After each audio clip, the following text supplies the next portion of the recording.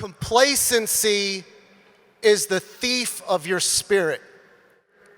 There's not one thing that is more important to you than being in the game.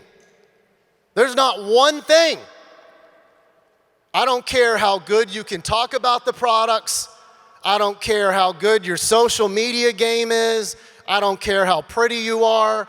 I don't care how many customers you enroll. I don't care what it is that you think you're good at. If you're not good at staying in the game, you're already heading out the door. Period. Seek greatness by staying in the game. I cannot tell you, complacency. It's horrible. And I'll give you an analogy. Who in here has gone from working out, being on a killer routine, you've got your diet dialed in, you've got your weekly routine dialed in, you're in this zone, you're in a system, and then you stop for a month. You stop for 3 months. You stop for a year. And you know in the back of your mind, I just got to get back. I want to get back. I'm going to get back. I'll get there. I'll get there Monday. I know. I'll get there next month. I know. I got to get there.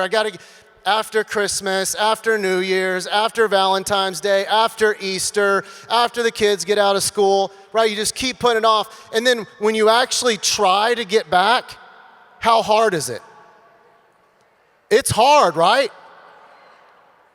And then for those people that actually do get back, and they say, no, I know this sucks, it's blah, blah, blah, but they keep persevering, and they break through, and then they get back. And then once you're back, you're like, why was that so hard? Like, I love this. This feels great. It's the same thing in this business. You know when it's hard to get on a phone call? You know when it's hard to go to a getaway? You know when it's hard to talk to somebody? You know when it's hard to be a thriver? When you've been out of the flipping game for a year. Then it's hard. Stop being complacent. What do you want?